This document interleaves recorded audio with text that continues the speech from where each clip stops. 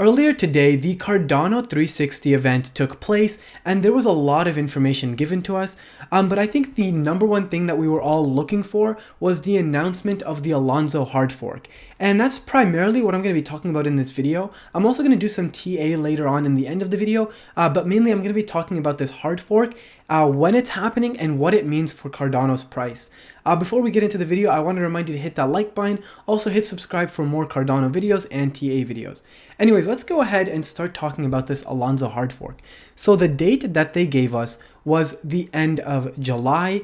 That's when we're going to see the Cardano hard fork come to the mainnet. Now I'm going to give some context because I know there's so many new people in this space and not everybody knows exactly what the Alanzo hard fork is, what it means for the price, what it means for Cardano, and so I'm just going to be filling in the gaps there because I'm sure a lot of you guys have a lot of questions.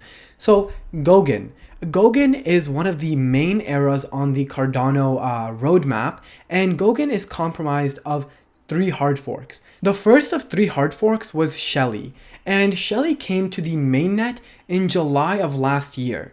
And what Shelly brought with it was something called metadata.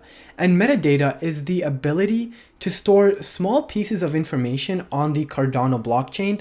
And I think it's in JSON format. So we could store small numerical data or text data in individual blocks. And metadata is one of the key pieces to creating a smart contract blockchain. So that's what Shelly brought with it. And again, that happened in July of last year. The second hard fork was Mary, and this was probably the most anticipated hard fork so far. I think it was a lot more anticipated than Shelly, which makes sense because it happened during a bull run. And it definitely affected price quite a bit. Leading up to the Mary hard fork, we had a massive run up in Cardano's price.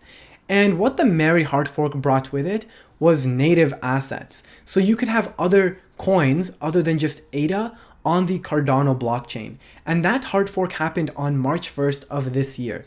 However, native assets without any functionality are not all that useful. And that's where the Alanzo hard fork comes in. Arguably the most important of the 3 hard forks. And at the Cardano 360 event, they announced that the Alanzo hard fork would be happening in late July of 2021.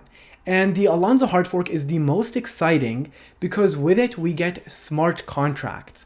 So developers are actually going to be able to write smart contracts that ultimately create dApps. So with a smart contract, a piece of code, a script that runs on the Cardano blockchain, and a front-end application either built in React or Angular, create a dApp or a decentralized application. And as of now, we have plenty of dApps running on Ethereum. You might think of Aave, Uniswap is a very popular dApp, and ultimately dApps are the most important part of a smart contract blockchain. I mean, that's the ultimate goal of Cardano, to be able to support all these dApps.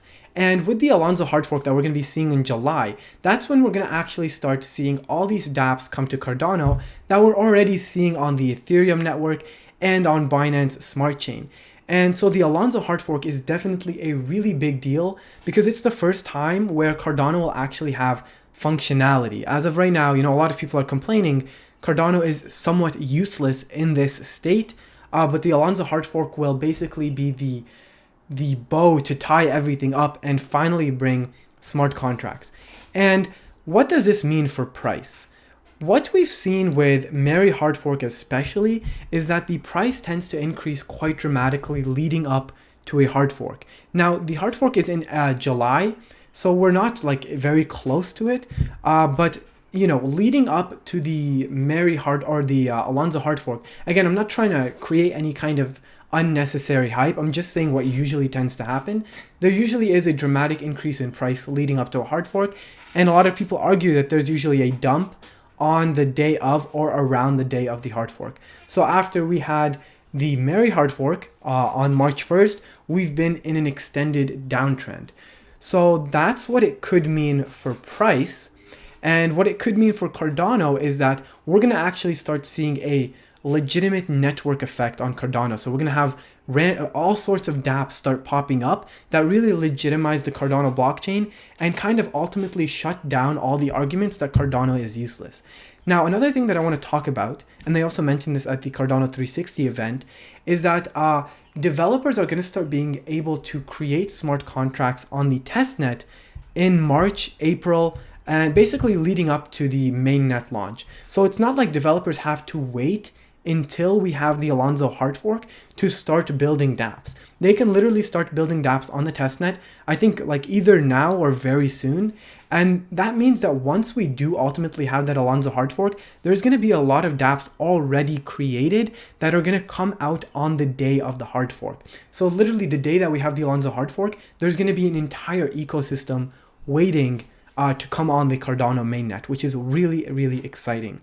Anyways, that's like all you have to know about these 3 hard forks and what they mean for the price. Now we're going to do some very simple TA. There's not a whole lot to talk about, but I'm just going to be talking about the price. So ultimately, Cardano is really struggling to get above $1.16. That is the main area of resistance, $1.16 to $1.24. And that's what I want to see Cardano ultimately break to flip bullish on Cardano. So you can see we got rejected from $1.16 so many times in the past few days. And ultimately, like basically all around, we've been rejected from $1.16. So $1.16 is really what we have to break to see Cardano go higher. And in terms of downside support, $1.10 has been acting as really good support. We're actually beneath it right now, sitting at $9.7. So it seems like we might actually break that support and come to that 50-day moving average, which is at around $1.04. And like I've been saying, if we break this 50-day, I think that there's a very good chance that we'll come down to this next level of support at $1 and potentially break beneath $1. And really what I think Cardano does in the next few days is ultimately dependent on Bitcoin. If Bitcoin breaks $50,000 and continues to my next target of 47, I do think that Cardano is going to be breaking $1.10 and heading down to that $1 level and potentially even dipping to 96 cents. However, if Bitcoin does manage to bounce on its 50-day, then I think there's a very good chance that Cardano breaks the $1.16 here and ultimately heads higher. So that's all the TA I have to give you for Cardano. I hope you guys enjoyed this video. And again, although Cardano is obviously very bearish in the short term, there's so much exciting things coming up. This Alanzo hard fork is really something to be looking forward to. So there's really no reason to panic in the short term. And the short-term volatility on the 1 hour, 4 hour chart ultimately doesn't matter. All right, I hope you guys enjoyed this video. If you did, hit that like button. If you want to see more, hit subscribe. And I'll see you guys in the next video. Peace.